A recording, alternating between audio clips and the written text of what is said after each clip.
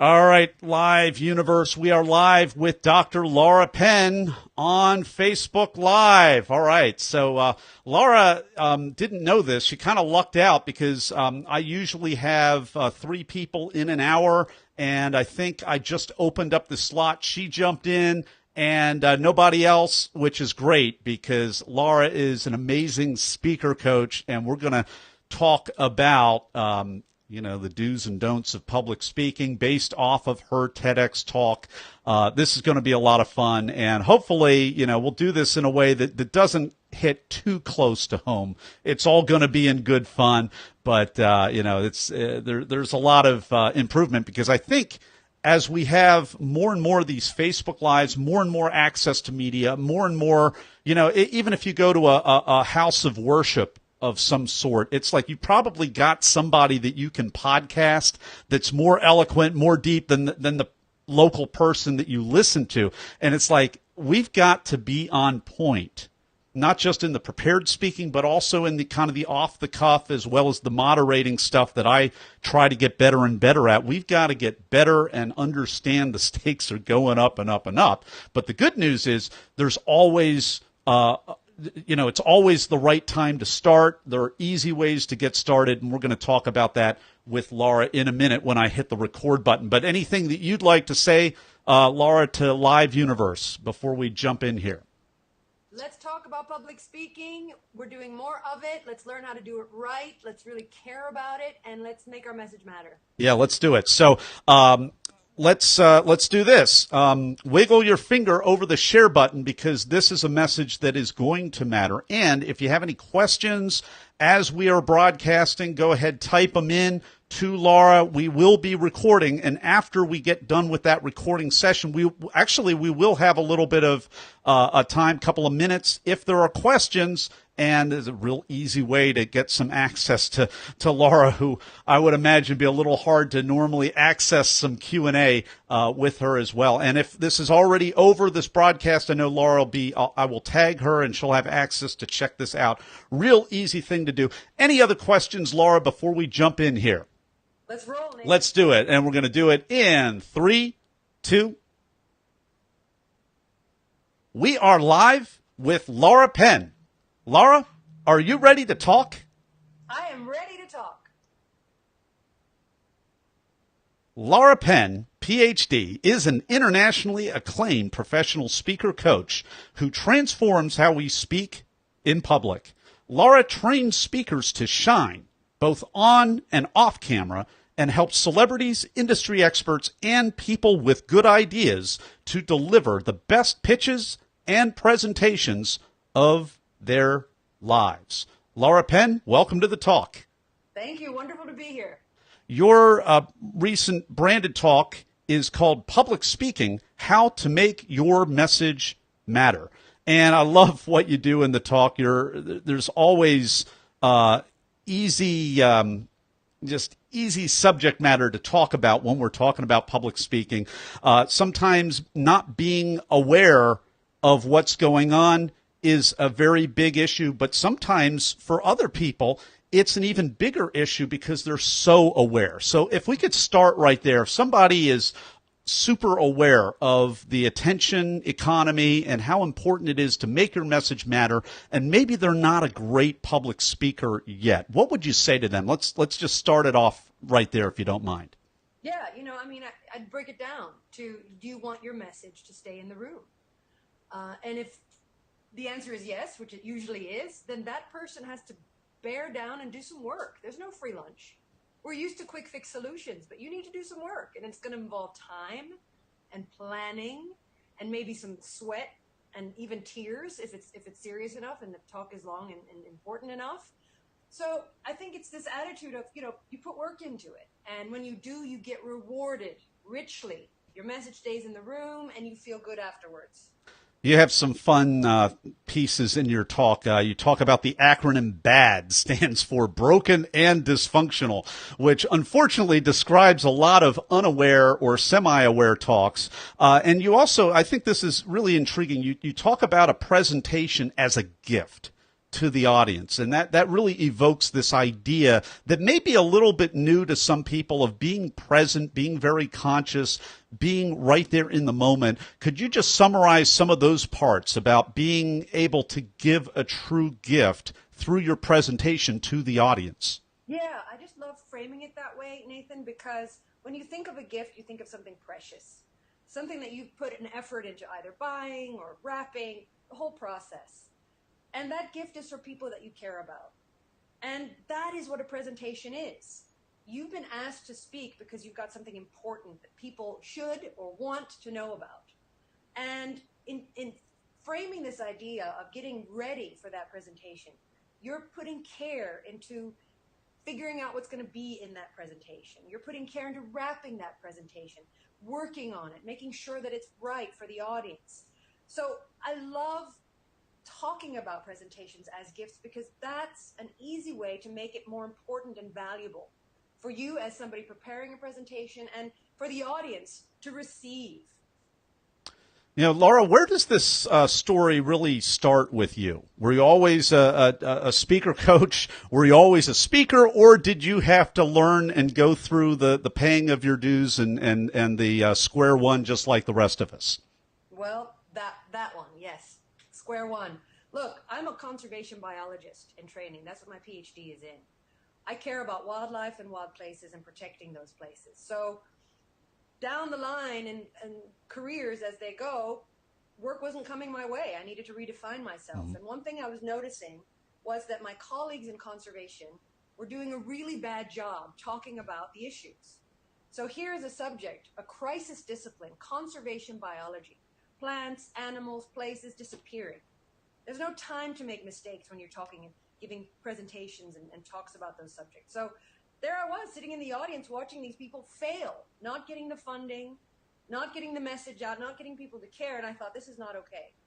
And I have a background in performing arts, 20 years of theater and dance. And I thought, I can do this. I can put science together with performance and create a method that helps people to really make their message matter. And that's where my heart and soul comes from in this theme. That's why I care about whether or not your message comes out into the room or not, because you get a shot at this and you better do it right.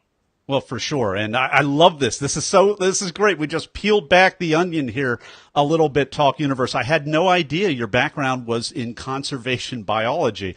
I have a special affinity to the guests that I bring on Be the Talk who come from a very technical or scientific or medical or healthcare background because they've bridged the gap, or at least they've attempted to bridge the gap by spreading their great ideas. And they had, in order to do it, they had to de-jargonize their language, simplify, make sure they're not making any technical errors. And as you say, Laura, make the best use of every moment that they have. What advice do you have for other highly trained subject matter experts in highly technical fields? Maybe they're on the fence. Maybe they're thinking, hey, this podcast isn't for me.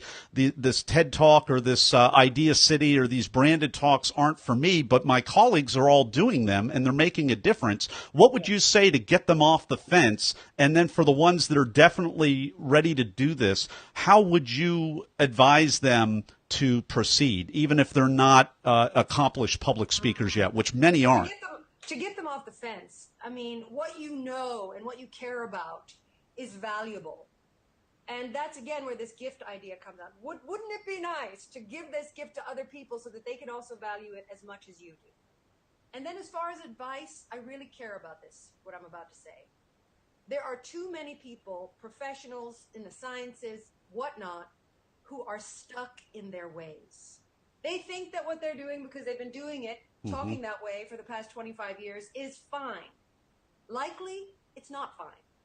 They haven't been told what they do right, what they do wrong. Maybe they've reached a higher position where people are afraid to tell them or give them feedback about how they really do on stage. They need to unpeel that onion. They need to receive constructive feedback from people that they know and like, but feedback nevertheless. And they need to be open to understanding that they're not perfect presenters, most likely. And that opening opens the channel for those people to then start doing the work of really making how they present something fabulous. So, Laura, that response, my background, I used to teach graduate school in instructional design. So that's the science of working with subject matter experts and, not getting in the way and helping extract all this knowledge without, a lot of times it ends up being without offending the subject matter expert or without exposing any turf issues in the internal politics or any of that stuff. It sounds like we're starting to tiptoe into that a little bit. So a lot of subject matter experts, a lot of experts out there. It is a little bit of a touchy world, and there's another world out here with the rest of us in it, and we don't really care that it's touchy, that it's siloed, that it's political. What's the best way? It reminds me of people who work in healthcare, because the rest of us looking in from the outside, we're like, why are you fried? Why are you burned out? Why are you working so hard? They're in the inside and their hands are tied and they almost can't make any mistakes. But yet, what can someone do who's an expert to get beyond kind of the pettiness of what the rest of us can see, and certainly what gets communicated a lot of times off the stage? What would you advise them? I'm talking too long, but what would you advise them? It comes down to internal motivation. When you're externally motivated, it's somebody telling you need to do something. When you're internally motivated, your inside world is saying, hey, time to get out there. You need to have a conversation with your internal world. You need to really search inside and figure out that, hey, this, like I said earlier, this is a valuable and important thing to share with people. Let me do what it takes. Let me put in the effort that I need to put in and the work. Let me do this right so that this really, really comes out into the world and matters. Well, we've been enjoying this conversation with Laura Penn. Oh, my word. This has gone all kinds of different directions in a very short amount of time. And, man, what a lot of fun on that. In a moment, we are going to pivot over to the Blitz round with Laura Penn. And we are back with Laura Penn. It is time for the Blitz round. We're going to talk about Talk Universe, and I'm going to ask Laura a series of either-or questions related to the preparation and performance of her recent branded talk. Laura, are you ready? Ready to go. Were you invited to speak, or did you apply? Invited. Awesome. And are you, this is great, because I'll ask you speaker hat first, and then speaker coach hat maybe later. But did you become or are you, I should say, are you a memorizer, improviser, or a blender? I am a memorizer. As a performer, that's the way you do it. And is that what works best for your clients? What would you usually advise people to do? Everybody's different, and I accept that. And I go where people's strengths are. So I don't shove memorizer down an improviser's throat. What is you mentioned the performance background. So a lot of performers are memorizers. So what's the philosophy, in your opinion, behind that? Well, coming from dance and theater, you don't make the dance moves up as you go along. You have rehearsed them until the point of exhaustion. And the same with a script on stage. So the more you do it, the more you internalize that content, the more it pours out of you when it's time to perform. That is the method that I stand by. I love it. The content fills up my DNA, and I feel secure in it. It belongs to me. It's part of my body and my mind, and then I release that into the world. So it's time to perform. You walk out on stage. I know you're the speaker coach, but, I mean, do you have nerves, or are you in the zone, or neither, or both? Both. I do a half-hour warm-up session somewhere off stage, all sorts of vocal warm-ups, physical warm-ups, breathing funny, whatever, all that's happening. And I go into the experience with a motivation. That's my secret sauce. Why am I here? My motivation for that talk was I want to experience this talk like I'm standing in my living room talking to my friends. What's a tip, tool, or technique that helps you? Having that motivation. If you have that motivation, and it can be anything, it can be, I want to enjoy myself. I want to feel like a rock star. Whatever it is, it sort of colors everything you do. It colors how you speak. It colors your body language. It colors your energy, your presence. it touches everything in the performance. So having that motivation and defining a specific one for you is a great banner to walk under. This is the cut for time question. What was the most painful part of your talk that you might have had to cut out in preparation or in scripting? Movement. As a dancer, I naturally move a lot. And I challenged myself in this talk not to move too much, not to leak energy from my hands and everywhere else.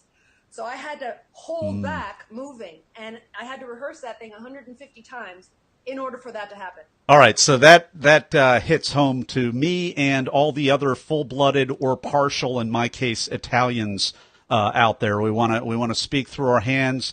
That is a pretty small red carpet to stay on. Were you trying to stay on the carpet, or were you just using that as a reference, or did you have some other methodology? Well, like any good preparation, you need to know what the dimensions of your rug are when you're rehearsing. So I asked for the dimension. I said, "What?"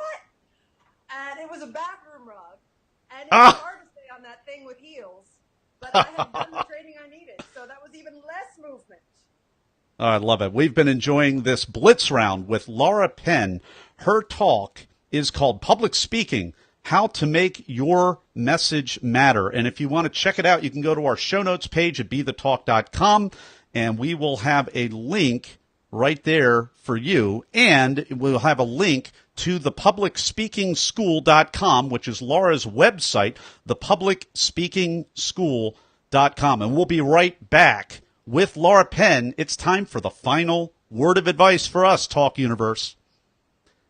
And we're back. It's time for the final word of advice with Dr. Laura Penn. Is that what you want? Words of advice? Final word of advice. Yep. All right, I'll tell you what. Ooh. Prepare. And enjoy yourself. Don't forget that in all of this, it is a privilege and an honor to be on that stage. You've done the work to get there. You're on the stage. Now have a good time. That's my advice. Laura Penn, thank you so much for carving out time to share your wisdom today with Talk Universe. Thank you for the privilege, Nathan. And that's a wrap. We are still broadcasting live, Universe, so if you're watching this right now, we won't be recording that much longer. So if you have a question for Laura, just type it in. Don't forget to share. Any final words for Live Universe, Laura? Yeah, I think that you should. I love these words. You know, good public speaking is try to enthuse, inspire, and feel good whenever you speak in public. If that's not happening for you, something needs to be readjusted. If you leave your talk feeling like, oh, something didn't feel right, I didn't enjoy myself, then fix it the next time. That's how you should feel. You should feel those things. Then you're doing it right. Enthuse, inspire, and feel good about your talk. Love it. Yes. Love it. All right, everybody.